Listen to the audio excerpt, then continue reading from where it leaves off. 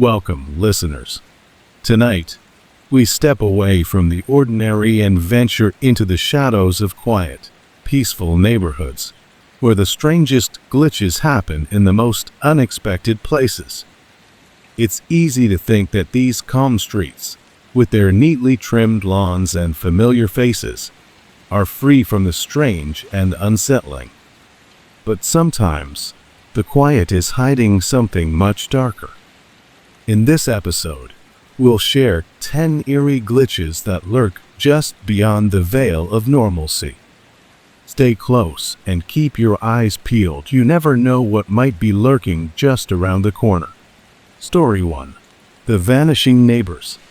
Story 1 takes us to a sleepy suburban neighborhood nestled in the rolling hills of a quiet, small town. It was the kind of place where life moved slowly. The kind of place where children played outside until the sun went down.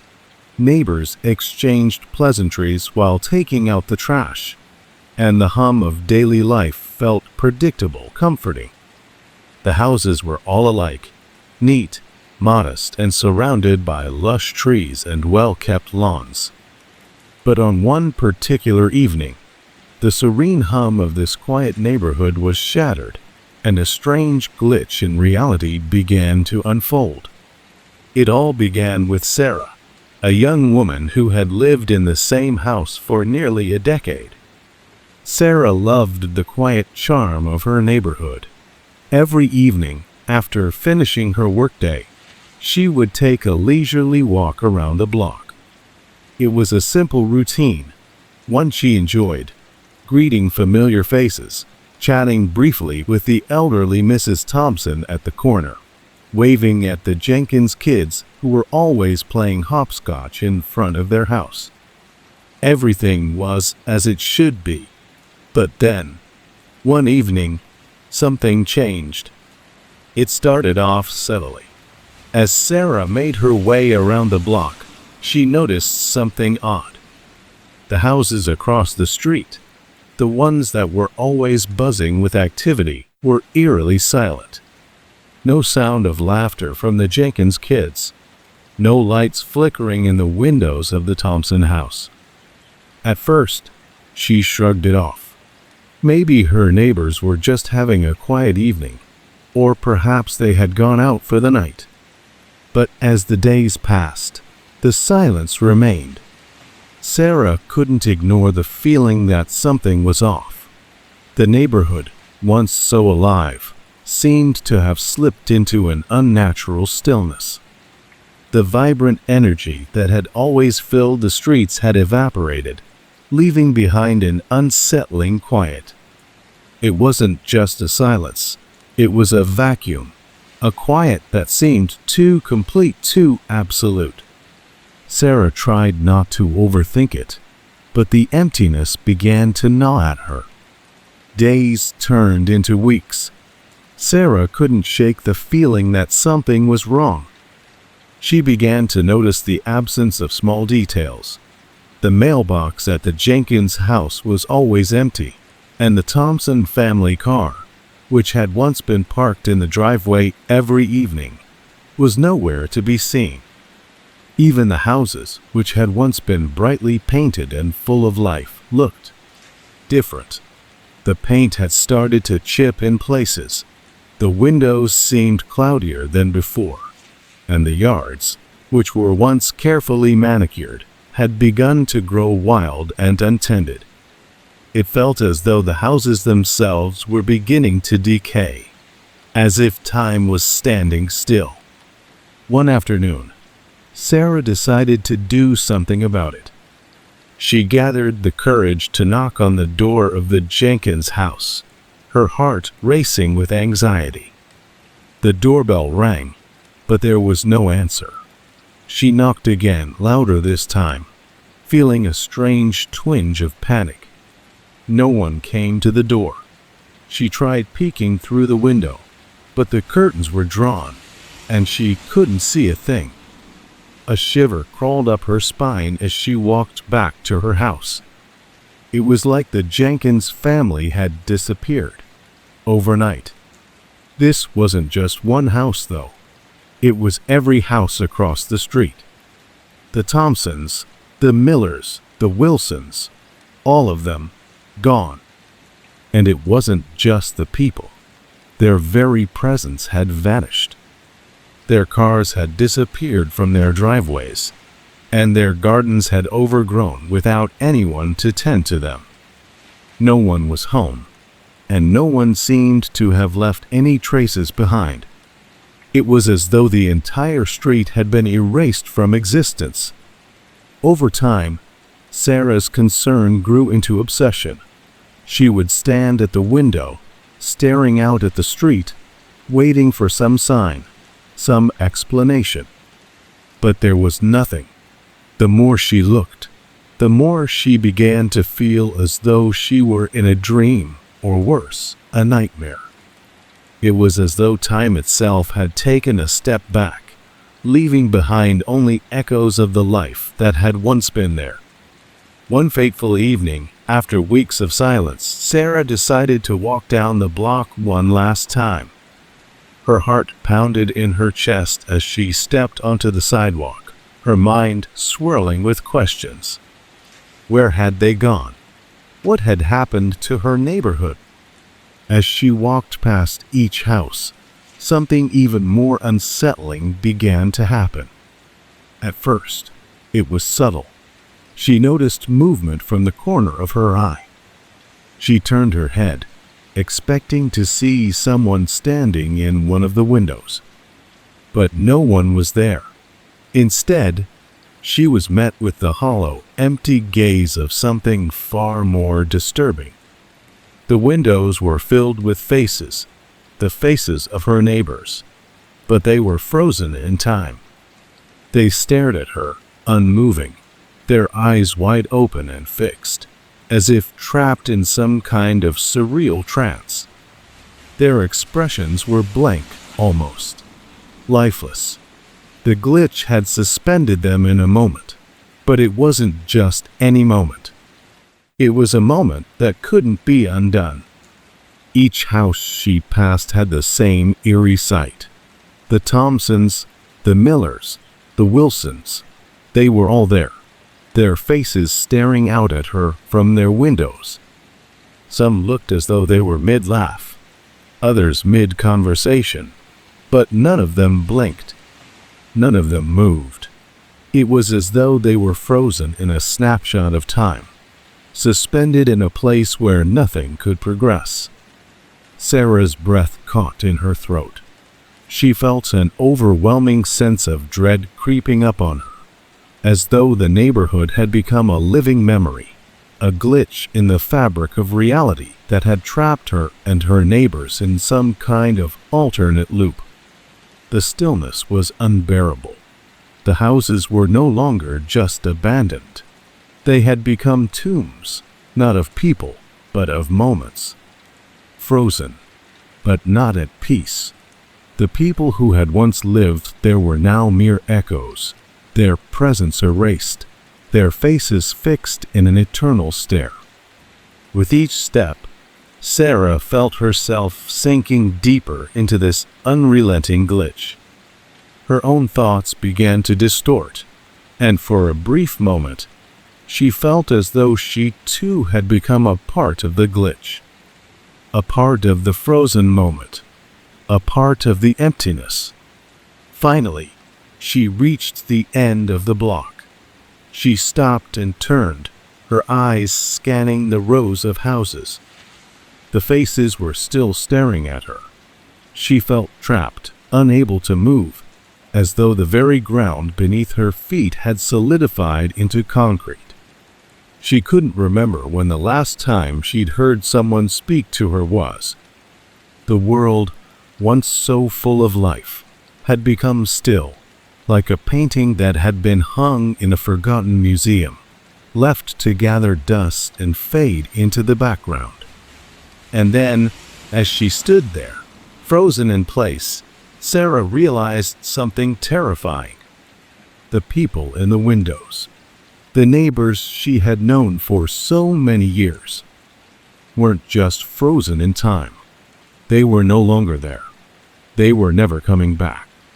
The glitch had stolen them, and it was only a matter of time before it came for her too. Story 2. The Repeating Loop.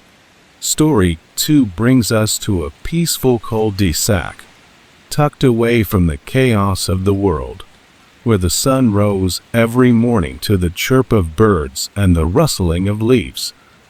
Mark, a middle-aged man with an unassuming life, had lived in this tranquil neighborhood for over a decade. It was the kind of place where the simplest of routines brought comfort. Quiet walks with his dog in the early hours, the smell of freshly brewed coffee from his neighbor's house, and the occasional nod and wave to familiar faces. The world seemed to move in perfect harmony, as if time itself was gently rolling along. One crisp, calm morning, Mark found himself walking his dog down the familiar path, the kind of morning where the air was cool enough to send a shiver down your spine, yet still carried the warmth of the sun's early rays.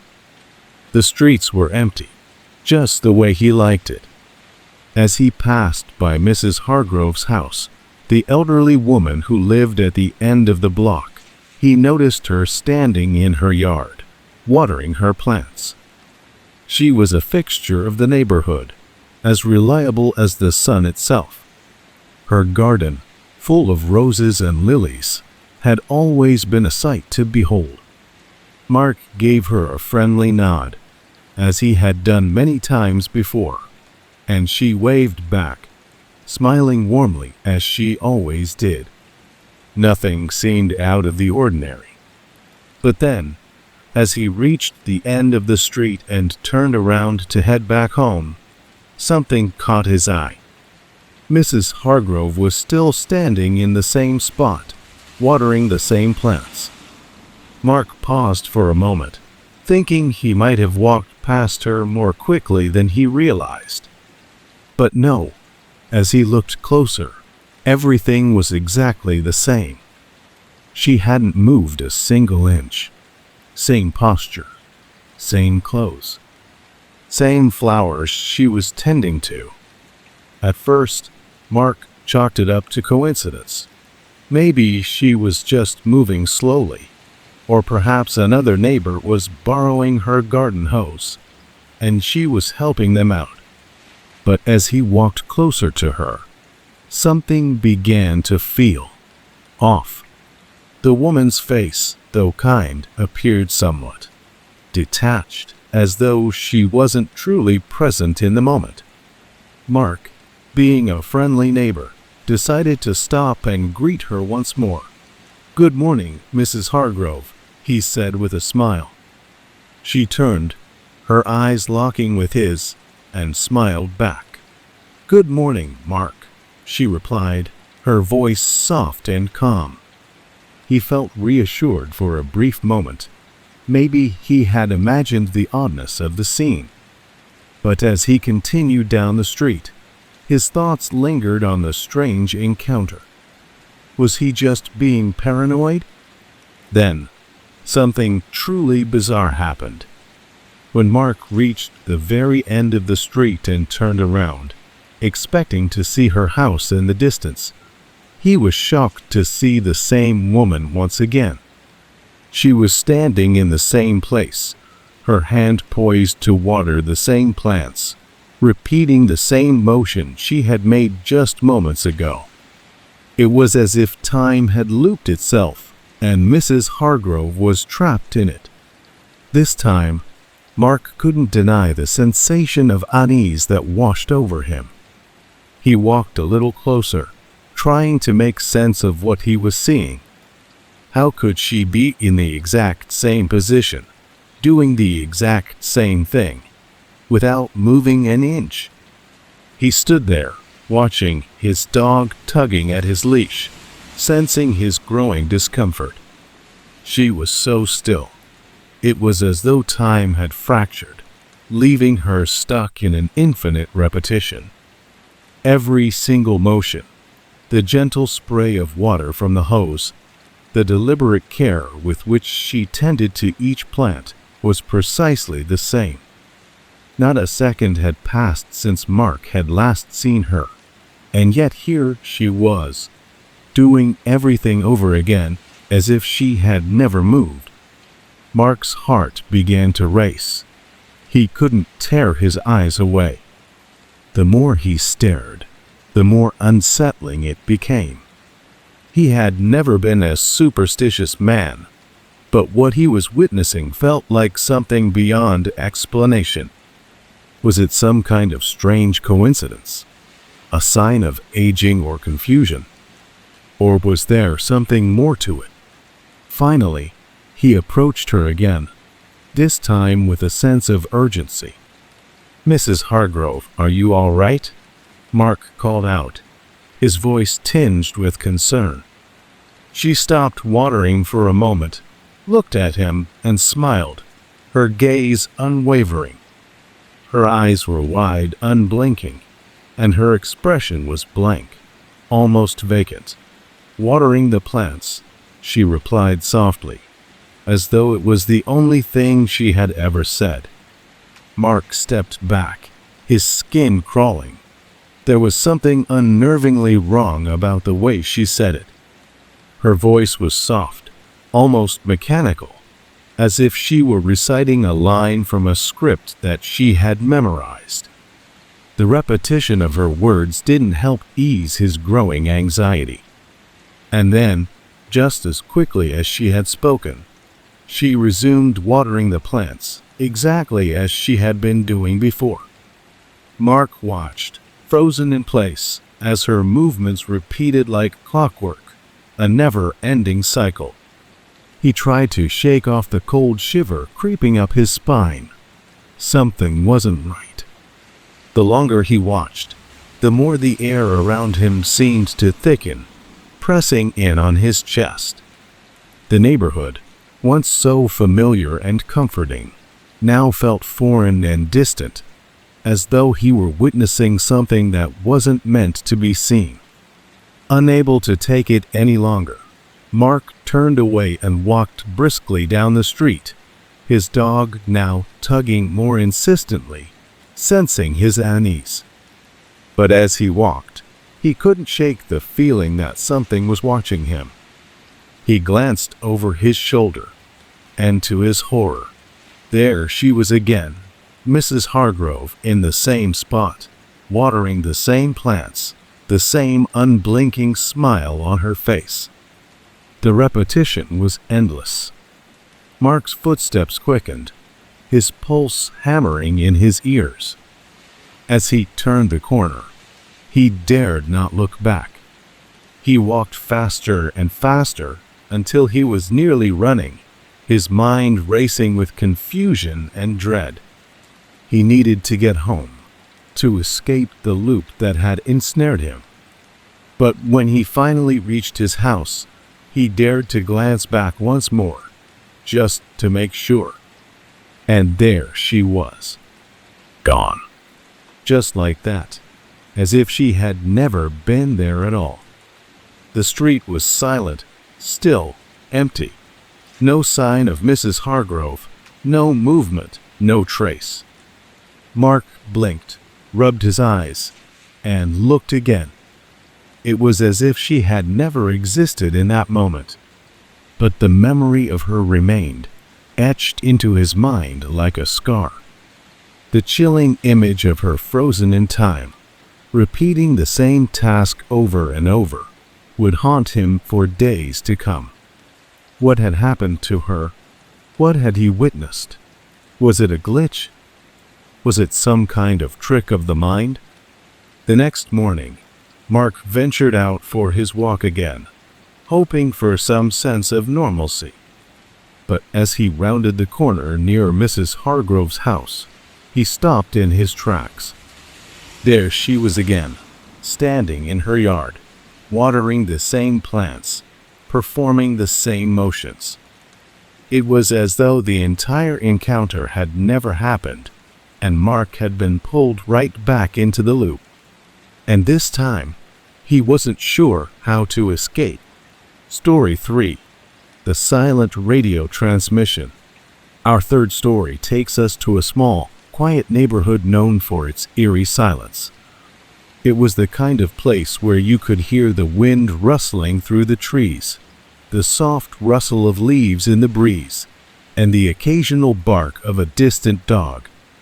There was no traffic, no noise, just the natural sounds of the world slowly turning. It was peaceful, almost idyllic. But amid this serene backdrop, there was one house that never quite fit in. It sat at the end of the street, slightly removed from the others. A house that seemed to always have an unsettling air about it. The house had been empty for months before Anna moved in. The previous owners had mysteriously disappeared without a word, leaving the house seemingly abandoned. The neighbors whispered among themselves, but no one seemed to know exactly why the house was left behind. All that was certain was that something about it felt off. Anna, however, was a curious soul. She wasn't easily frightened by rumors or the past. She was looking for a fresh start, and this house, though strange, seemed perfect. It was an old, Victorian-style building with creaky wooden floors and wide windows that let in the soft glow of sunlight. It had charm, character. She felt as though the house was waiting for her, welcoming her in. At first, everything seemed normal. The first few days were filled with the usual tasks of settling in, unpacking boxes, arranging furniture, exploring the neighborhood. But then, it began. It started small, almost imperceptible. Every night, just at the stroke of midnight, the radio in her living room, an old, vintage piece she had found in the attic, would flicker on by itself. It wasn't the usual crackle of static or the soft hum of a radio station tuning in. No, this was different. It was silent.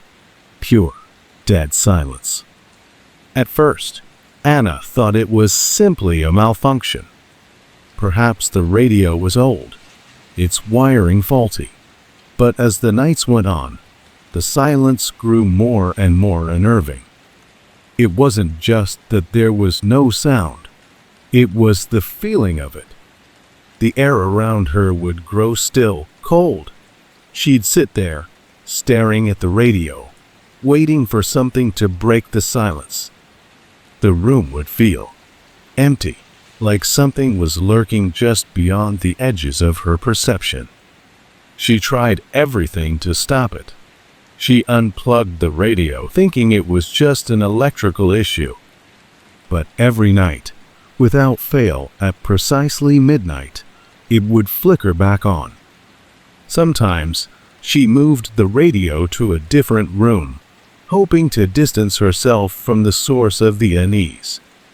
But again, the same thing happened. No matter what she did, the silence returned. It was almost like the house itself was holding onto something, trapping it inside. One night, during one of her sleepless vigils, Anna decided she had had enough. She sat down in front of the radio, determined to confront whatever was happening. The room was dim, the only light coming from the pale moonlight filtering through the windows. Her heart pounded in her chest as she waited. The clock on the wall ticked down to midnight. And then it happened. The radio flickered to life, just as it always did. But this time, something was different. The temperature in the room seemed to drop suddenly. Anna felt a chill run down her spine, like icy fingers grazing her skin. She shivered, her breath visible in the air, despite the warmth of the room. The radio crackled for a moment, the silence giving way to an eerie distortion. And then, a voice. A cold, distant whisper that seemed to come from nowhere and everywhere at once. "They're coming."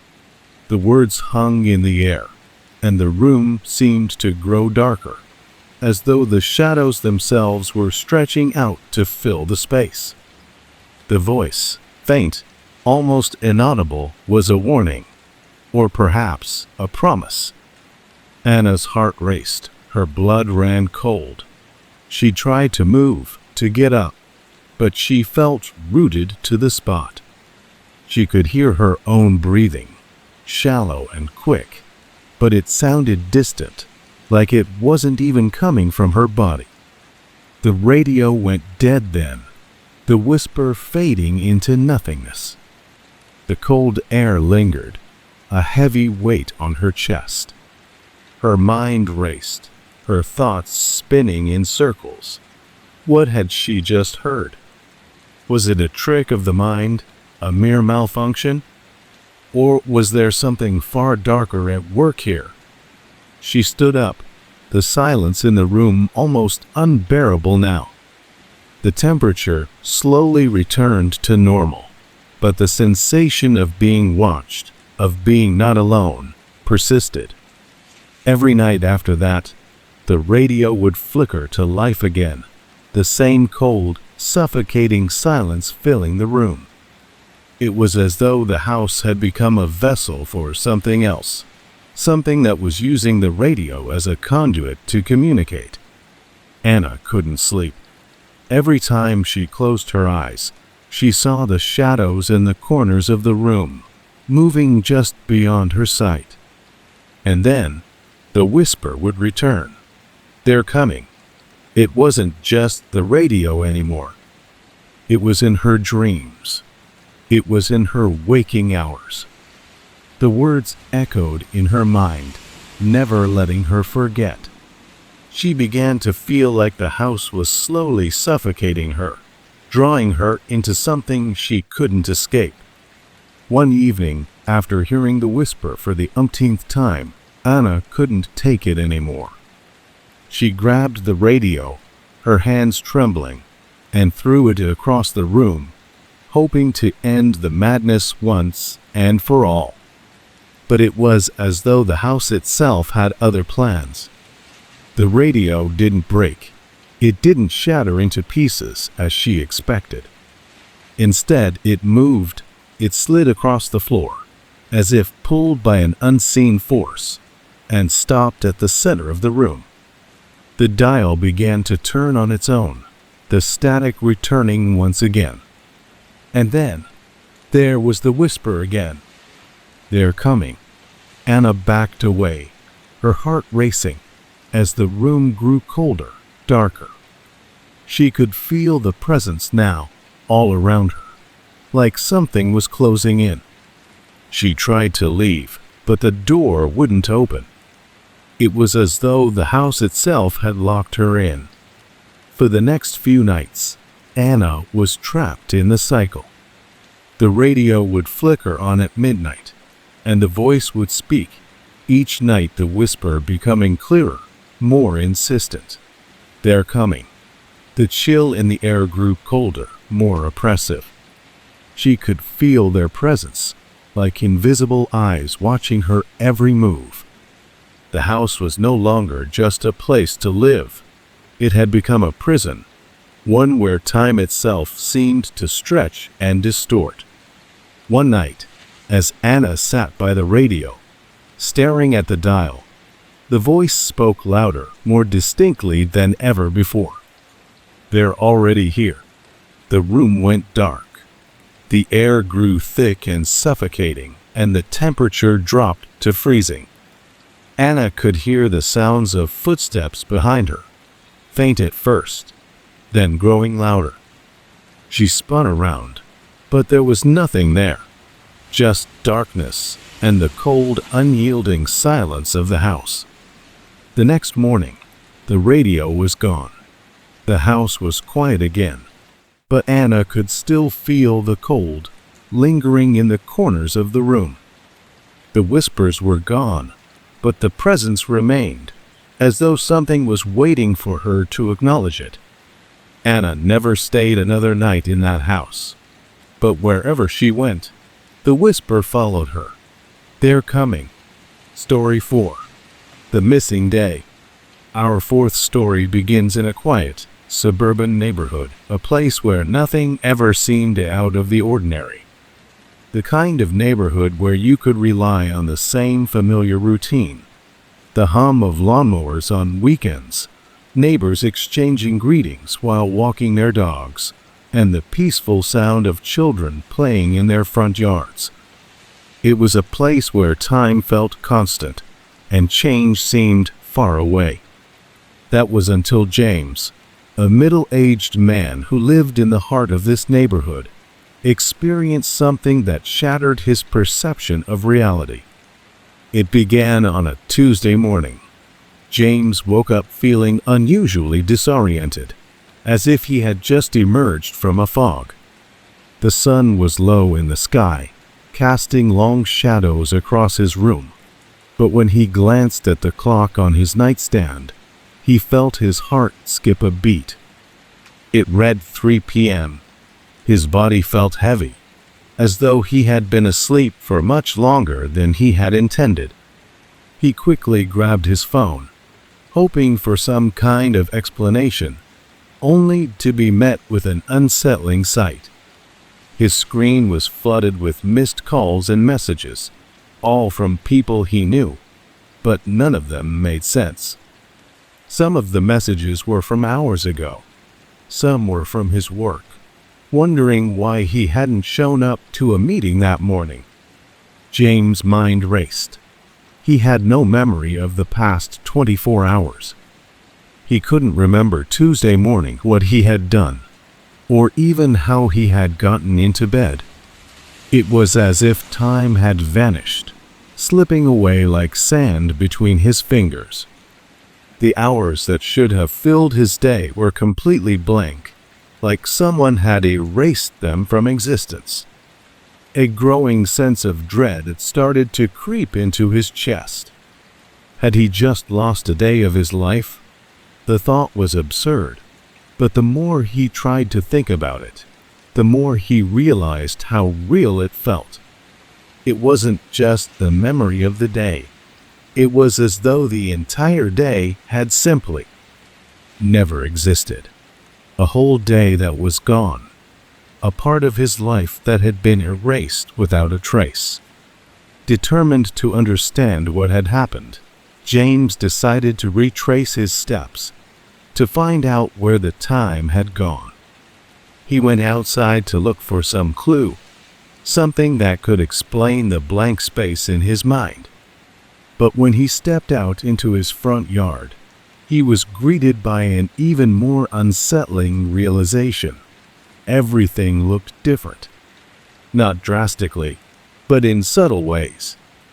The house across the street, the Johnson's house, had always been painted a pale yellow with white trim.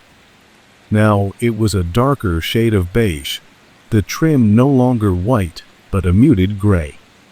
The large oak tree that had stood in the front yard for as long as James could remember had grown noticeably taller, or so it seemed. He didn't remember it being that big, and yet as he stood there, trying to convince himself it was just his imagination, he could feel the oddness pressing down on him. Shaking off the feeling, he walked down the block to his neighbors' houses, hoping to find some sign of what had happened. When he knocked on the door of the Wilkins family, they greeted him with warm smiles, but when he asked them about the previous day, their faces shifted to confusion. "We didn't see you yesterday, James," Mrs. Wilkins said. "In fact, we didn't see you at all." "Where were you?" James felt a chill run through him. He was sure he had seen them the day before, at least in passing, but they seemed certain. They had no memory of him being around. He tried to brush it off, thinking maybe they were just mistaken. But the more he asked around, the more this same response echoed from every neighbor he spoke to. They hadn't seen him at all on the lost day. It was as if he had simply vanished from their memory, a hole in the timeline of the neighborhood. He continued his search, his mind now racing. He walked down the block, glancing at the familiar houses, but each one seemed subtly different. The cars and the driveways were in new spots. The mailboxes had been moved just a few inches, and even the landscaping looked ever so slightly altered. He had lived here for years. He knew these details. He knew these houses. But now they felt wrong. The changes were too small to be noticeable at first, but now they were everywhere. He walked past his own house again, but even it didn't feel like his house anymore. The front porch, which had always been lined with flower pots, now looked barren. The small decorative chair he kept by the door was missing. Everything was just a little off. It was like someone had edited his neighborhood, shifting things around, making small but significant changes. But why? And how? With a growing sense of panic rising in his chest, James returned home. He looked around his living room, trying to make sense of what he was feeling. Nothing felt familiar anymore. It was as though the world had shifted, leaving him in a distorted version of reality. He felt like an outsider in his own life, as if the life he had been living had been erased and replaced with something that didn't quite fit. That evening, James went to bed hoping for some kind of clarity in the morning. But when he woke up, he found that the sense of unease had only grown stronger. The previous day's events, the missing day, seemed to have intensified. His mind was clouded with confusion. He tried to contact the people who had messaged him, but no one could explain where he had been or why they had all been so worried. No one could remember his absence. It was as if that entire day had simply never happened. Then, when he checked his phone again, there was something new. A message from his best friend, Tom. "James, are you okay? I haven't heard from you in a while. You disappeared yesterday. I've been trying to reach you." James' heart sank. He wasn't the only one who noticed. But how could everyone have lost track of an entire day, and yet none of them remembered it? And how had he ended up back in his bed, as if nothing had happened? He turned on the TV, desperate for something familiar, but even that felt different. The news reports were about a missing person case, a man from a nearby town who had vanished without a trace the previous day. His name was the same as James, or so it seemed. The more he read, the more disoriented he became. Was it just a coincidence? Or had something deeper, something sinister occurred? With each passing moment, the realization set in. A whole day had disappeared. It wasn't just missing from his memory. It was missing from the world itself. Time had somehow stolen it, erased it from existence. And the more James tried to piece it together, the more he realized how impossible it was to return to what he once knew. His neighborhood, his friends, his memories, all were becoming distant, like fading echoes. The more he tried to cling to what was real, the further it slipped away. And as the days passed, James couldn't help but wonder, was the glitch in time just a one-off incident?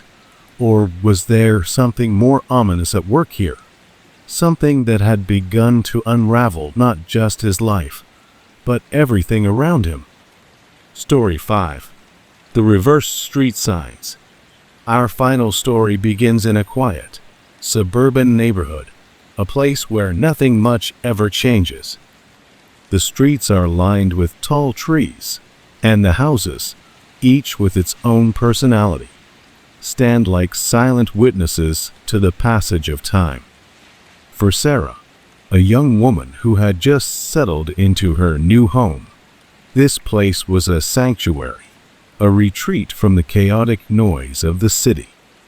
She had been working long hours, and the quiet, peaceful streets were the perfect place to unwind after a busy day at the office. Sarah always took the same route home from work. It was a simple drive, only a few turns, but it was a drive she knew by heart. She was familiar with every twist and curve, every stop sign and intersection. But one evening, something happened that would alter her perception of reality forever. It was a regular Tuesday, the kind of evening where the air was crisp. The sun was setting, and everything felt calm. But as Sarah turned onto her usual street, she immediately noticed something was wrong.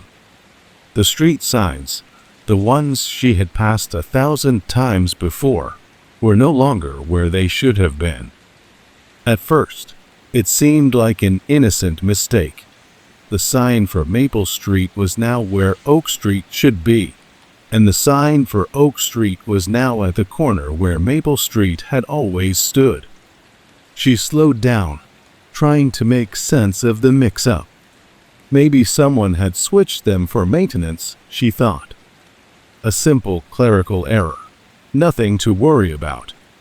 But the deeper she drove down the street, the more she realized that the signs weren't the only thing that had changed. She could feel it, creeping beneath her skin, a growing sense of unease. Something was terribly wrong. The houses, they were different. It was subtle at first, but as she passed each one, Sarah began to notice that the colors weren't quite right. The Johnson's house, which had always been a soft shade of blue, was now a deep, unsettling red. The Thompson family's place, a warm beige, had turned into a dull, sickly green. Every house on the street seemed to have warped in color, as though someone had painted them in hues they were never meant to have. But that wasn't all. Sarah's anxiety began to spike as she observed the sidewalks. The cracked pavement she had always seen was now uneven, with strange, jagged patterns that didn't make any sense. The trees, which had always stood in neat rows, now seemed displaced. Some were tilted, others twisted at unnatural angles, their branches stretching in strange directions, as though they had been uprooted and then hastily shoved back into the ground, their positions misaligned. Sarah's grip on the steering wheel tightened. This couldn't be real. She was sure she had seen this street 100 times before, but now it was as if the very essence of it had been altered. She turned down the next block, desperate to get closer to home, hoping that everything would fall back into place, hoping that she was just imagining it. But the further she drove, the more disoriented she became. It was as if the entire street had shifted, twisted in on itself. And then, as she made the turn onto her own street, things took an even darker turn. Her heart stopped when she saw her house. It wasn't her house anymore. It was a twisted, distorted version of it. The shape was the same, the familiar structure she had lived in for months, but everything was wrong. The windows that had always been on the left side of the house were now on the right. The front door, which she had opened countless times, was now positioned on the opposite side, facing the wrong direction. Her carefully kept lawn, once a vibrant shade of green, was now dead and brown, as if it had been abandoned for years. The grass was withered, crumpled beneath the weight of something unseen. The flowers she had planted just weeks ago were now shriveled and dry, as though they had never been tended to. She slammed on the brakes, her eyes wide with terror. This couldn't be happening. She had lived in this house for over a year, and yet everything about it was wrong, twisted into a mirror image of itself. It was as if reality had folded in on itself, reshaping her life into something darker, something unrecognizable. Her mind raced as she reversed the car and sped down the street, her hands shaking. She couldn't breathe. She couldn't think. She was trapped in a nightmare she couldn't escape. She drove back toward the beginning of the street, her vision blurred with fear. She needed to see the street signs again. She needed to confirm that she wasn't losing her mind. And when she reached the corner, she gasped. Everything was back to normal. The street signs were where they should be. Oak Street was on one corner, Maple Street on the other. The houses, though still strange in their color, were no longer as disorienting. The sidewalks were smooth, the trees standing in their usual positions. It was as if nothing had changed at all, as if the horrifying glitch had never happened. But Sarah knew it had. Deep down, she knew something had shifted. Something had glitched. The world around her had bent, twisted, and for a brief moment, reality had warped into something unrecognizable. She felt it in her bones. She felt the weight of it. That night, Sarah returned home trying to convince herself that it had all been a bad dream. But when she stepped into her house, the familiar sense of comfort she had always known was gone. She couldn't shake the feeling that something was wrong. The walls seemed to close in on her. The air was thick, as if the house itself was holding its breath, waiting for something to happen. Later that evening, as she sat in the living room, staring at the darkened windows, Sarah heard something. A faint sound, footsteps. At first, she thought it was just the house settling. But then she heard it again, louder this time.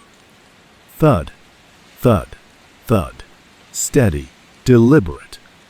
Her pulse quickened, her breath catching in her throat.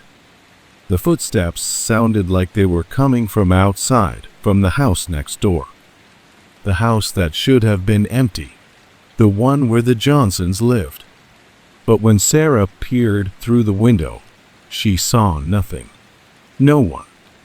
She shook her head, trying to dismiss the thought. It had to be her imagination.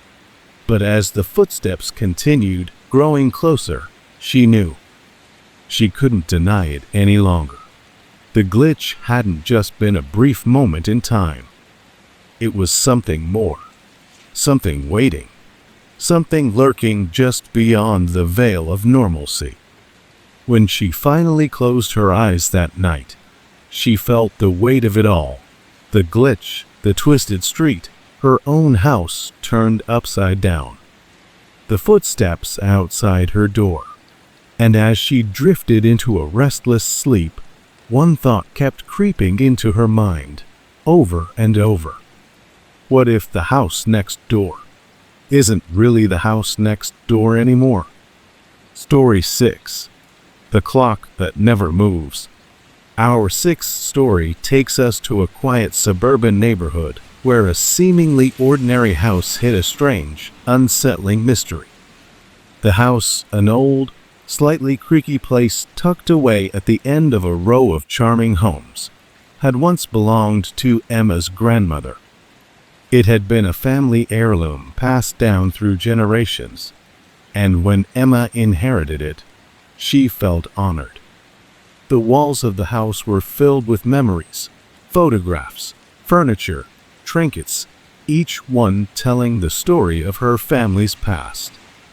But little did Emma know, the house held something far darker, something far more unsettling than the echoes of generations gone by. When Emma first moved in, She noticed a few oddities here and there, an unexplained creak in the floorboards, a faint chill in the air during certain times of the day, and the feeling that something was always watching her. But those were the kinds of quirks one might expect from a house of this age. Nothing that made her feel outright fearful, at least, not at first. The real mystery began when she discovered the grandfather clock. It was an imposing piece, standing tall in the corner of the living room. The clock had always been there when she was a child, tucked neatly in the same spot next to the window, its intricate woodwork covered in dust and age. Its glass face had cracked in places, but Emma remembered it being a central fixture in her grandmother's home, a timeless relic of her family's history. One afternoon, while unpacking boxes and trying to settle into her new life, Emma found herself in front of the clock. It sat there, quietly ticking away, or at least, it should have been. When she tried to wind the old brass key, the mechanism didn't respond. She turned it several times, but the hands remained frozen at 3:15 p.m. No matter how much she wound it, no matter how many times she adjusted the hands, they simply wouldn't budge. Emma shrugged it off as a mechanical failure. After all, the clock was old, and maybe it just needed to be repaired. She wasn't an expert, so she let it go, deciding to focus on other tasks around the house. But then, strange things began happening. At first, it was subtle, almost imperceptible. Every time she walked past the clock, there was an odd sensation in the air, as if time itself had shifted, just for a brief moment. She'd glance at the clock and feel an inexplicable wave of dizziness wash over her, like her mind couldn't quite catch up with what was happening. It wasn't just that the clock wasn't working. It was as if the clock itself was manipulating time, bending it around her. She tried to dismiss it, telling herself that it was simply a trick of her mind, but the feeling wouldn't go away. The real terror began one evening after dinner. Emma had invited a friend over, trying to ease into her new life in the old house. They laughed and talked over a simple meal, but when her friend excused herself to the bathroom, Emma found herself gazing at the grandfather clock. The dim lighting from the overhead lamp cast strange shadows across the room, and she couldn't help but look over at the clock once more. The hands were still stuck at 3:15 p.m., just as they had been before. But then something happened. The hands moved. It wasn't a slow, gradual shift. It wasn't as if the clock had slowly resumed its ticking. No, the hands snapped forward, as though they had jumped in time, skipping over hours, days, even weeks. Emma's breath caught in her throat as she watched the hands glide past 4 o'clock, 5 o'clock, and then, suddenly, they stopped at 10:45 a.m.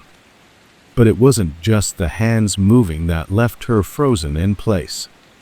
The sensation of time shifting was overwhelming, as if the fabric of reality itself had snapped, like a thread being pulled out of a tapestry. A wave of dizziness swept over her, and for a split second, she couldn't remember if she had just entered the room or if hours had passed without her noticing. She grabbed her phone, heart pounding in her chest, and checked the time. But the date on her phone was even more unsettling. It had advanced by several days. How could that be? Emma's pulse quickened. She tried to process what she was seeing. The clock had just manipulated not only the hands but time itself. It was as if the past few days had been wiped away, and she was now several days ahead, without having moved an inch in time. Frantically, she checked the room for any sign of what had happened. Her surroundings were the same: the living room, the furniture, the quiet ticking of the clock, except for the unsettling fact that the hands of the clock no longer made sense. She turned away from the clock, trying to shake the disorienting feeling that was creeping over her. But just as she was about to sit down, she heard it. The chime. The clock began to chime, but this wasn't like the usual soft, comforting ding of a grandfather clock marking the hour. This sound was wrong. It was distorted, warped, echoing through the house in an unnatural way. The chime seemed to reverberate off the walls, filling the room with a hollow, metallic sound. Each chime seemed to stretch longer than the last, as if time was warping around the sound itself. It echoed in her mind, bouncing between her thoughts, drowning out her ability to think clearly. It was like the clock itself was warning her. Emma quickly rushed out of the room, her hands trembling, the noise still ringing in her ears. She tried to make sense of what had just happened, but the more she tried to focus, the more the room seemed to close in on her. The house, which had always been familiar and comforting, now felt alien. It was as if the walls were shifting, bending in response to the clock's distorted time. That night, Emma lay in bed, staring at the ceiling, her thoughts racing. She couldn't shake the feeling that something was wrong, that the clock had changed something in her life. It wasn't just a malfunctioning piece of machinery. It was something far more sinister. She could feel its presence in the background, lurking, waiting. The next morning, Emma decided to do what anyone in her position would. She packed a few things and left the house. She couldn't stay there anymore, not with that clock watching her every move, shifting the flow of time itself. She moved into a new apartment, far away from the house, but the unsettling feeling never quite left her. Every time she closed her eyes, she felt as though the chimes were still ringing in her mind, echoing through the corridors of her thoughts. Weeks later, as Emma settled into her new life, she received an unexpected package in the mail. She opened it hesitantly, only to find a letter from her grandmother's estate. Inside was a note, accompanied by a small, antique key. The note read, "It's time to wind the clock." A chill ran down Emma's spine as she stared at the letter. Was it a warning? Or had the clock somehow followed her, still waiting for the right moment to strike? Story 7. The phone call from yesterday. In a quiet neighborhood nestled at the edge of a sleepy town, there lived a man named John. One afternoon, while at home, he received a phone call. It was a number he didn't recognize, but he picked up anyway. The voice on the other end was his own. "Hello, John? Can you hear me?" the voice asked. Confused, John hesitated for a moment. "What? Who is this?" The voice on the other end repeated, "John, this is you. From yesterday. Please listen." John felt a shiver run down his spine. The voice was unmistakably his own, but the timestamp on his phone showed the call was coming through from an hour ago. His pulse quickened as he asked, "What do you mean, from yesterday?" The voice began to explain things he had no memory of, conversations he hadn't had, places he hadn't been, even details about his day that had yet to happen. With each passing second, the conversation seemed eerily more accurate, like his future self was giving him a warning. Before John could respond, the line went dead. He checked his call log. but the number wasn't listed. He checked the time, and it had indeed been over an hour since he'd answered the call. But how had he spoken with himself from the future? The glitch in time was undeniable, and the worst part? He couldn't shake the nagging feeling that the phone call had been trying to warn him about something he still hadn't figured out. Story 8. The Reversed Photos. Our 8th story is about a woman named Lily who had always been meticulous about keeping her family's memories preserved. She spent hours digitizing old photos and albums, scanning them into her computer for safekeeping. But when she began going through the files one evening, she made a horrifying discovery. One of the photos, a beloved family portrait from a vacation years ago, looked wrong. The faces were all there, but the expressions were twisted in subtle ways. At first, it seemed like nothing more than a trick of the light. But the more Lily stared, the more it became clear. The faces in the photo were not just altered, they were reversed. The people in the photo were smiling backward, and their eyes were wide open, but unblinking. Curious, Lily opened another photo, this time one taken just last year at a family gathering. And again, the faces had been reversed, not just in their expressions, but in their positioning. Her younger brother, who had been standing on the left, now appeared on the right, and her father's smile looked unnatural, stretched, like someone had pulled the edges of his lips in the wrong direction.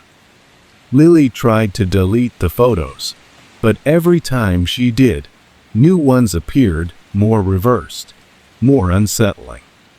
It was as though a glitch was rewriting her memories, altering her perception of reality.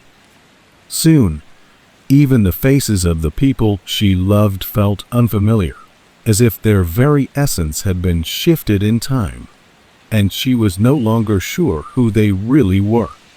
Story 9. The Stranger in the Reflection. Story 9 takes place in a quiet neighborhood where a young couple, Ben and Claire, had recently bought their first home. Everything about the house seemed perfect, until they found the mirror in the hallway. It was an old, ornate piece, framed in dark wood, with intricate carvings of birds and flowers. Claire had a special connection to the mirror, as it had been in her family for generations. She hung it in the hallway just outside their bedroom and felt a strange sense of comfort knowing it was there. But it wasn't long before Ben began to notice something odd. One evening, after a long day of unpacking, he stood in front of the mirror, adjusting his tie. As he stared at his reflection, something moved behind him. It was subtle, but unmistakable. A shadow, far darker than the surrounding room, seemed to linger in the reflection, watching him. Ben called out to Claire, but when she entered the hallway, there was no shadow. The mirror reflected only what was in front of it, or so it seemed. The next day, Ben stood before the mirror again, but this time, something even more chilling happened. The reflection wasn't quite right. In the mirror, he could see a figure standing behind him, a man he didn't recognize. The figure wore a dark, hooded cloak and had an expressionless face, just standing motionless, as if it had always been there. When Ben turned around, the hallway was empty, but every time he gazed into the mirror, the figure was there. Claire never saw the figure, but Ben swore it was real, a reflection of someone who had been trapped in the glass, someone who wasn't supposed to be there.